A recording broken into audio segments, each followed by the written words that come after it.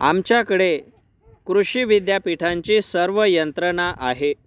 कृषी विभागांकडेही यंत्रणा आहे। शेतीमधील नवे संशोधन व आपल्या भागाच्या दृष्टीने योग्य अशी नवी वाण शोधणे व ती शेतकऱ्यांपर्यंत पोहोचवणे हे आमच्या विस्तार योजनेचे उद्दिष्ट आहे।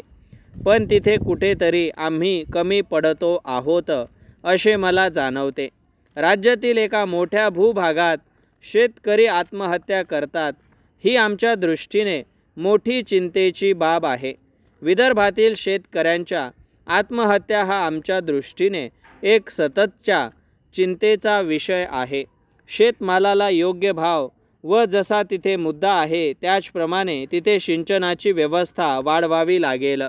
परंपरागत पाटाने पाणी देणे यातही सुधारणा करावी लागेल। मायक्रो इरिगेशनकडे वळावे लागेल। सूक्ष्म व लघु सिंचनातून म्हणजेच स्प्रिंकलर ड्रीप यांच्या वापरातून सिंचनाचे प्रमाणही वाढवणे शक्य आहे।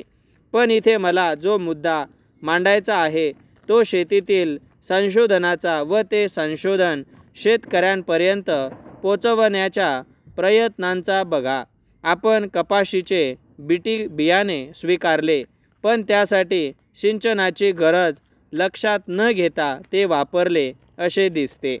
कारण बागायती शेतीला या बीटी कपाशीला प्रत्येक एकराला 5 ते 7 क्विंटल उत्पादन येते। ते आपल्याकडे फक्त 1.5 क्विंटल मिळते। हे कसे? कारण आपण थेट पावसाच्या पाण्यावरच अवलंबून असणाऱ्या जिरायत शेतीसाठीही सर्रास बीटीचा वापर सुरू केला। हे आमच्या विद्यापीठांच्या व खात्याच्या विस्तार योजनांना टाळता आले असते का हा माझ्या पुढचा प्रश्न आहे। दुसरे, आमच्या संशोधकांनी जिरायत शेतीतही अधिक उत्पादन देणाऱ्या कपासाच्या जातींचा शोध लावण्याचे आव्हान स्वीकारायला हवे आहे। परिषद ठिबक आणि तुषार सिंचनाचे संच आपण शेतकऱ्यांना स्वस्त दरात उपलब्ध करून देतो। अलीकडे या तंत्राचा वापरही वाढलेला आहे। पूर्वी फक्त फळबागांना वापर होत होता, नंतर त्यात ऊसाचा समावेश झाला। आता शेतकरी पारंपरिक पिकांसाठी कपाशी, तूर, अगदी भातासाठीही ठिबक व तुषार तंत्रांचा वापर करत आहे।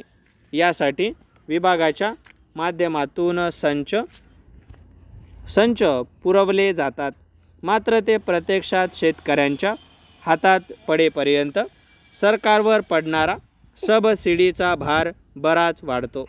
ती रक्कम कमी करण्याच्या दृष्टीने आपण या संचांच्या पुरवठ्याचे ग्लोबल कंत्राट काढले आहे। पूर्णतः स्वयंचलित, अर्ध स्वयंचलित आणि मॅन्युअल असे अनेक प्रकार यात असतात। या सर्वांची नीट किंमत निश्चित करण्याचे काम यामुळे तर होईलच, पण किंमतीही कमी होतील अशी माझी अपेक्षा आहे।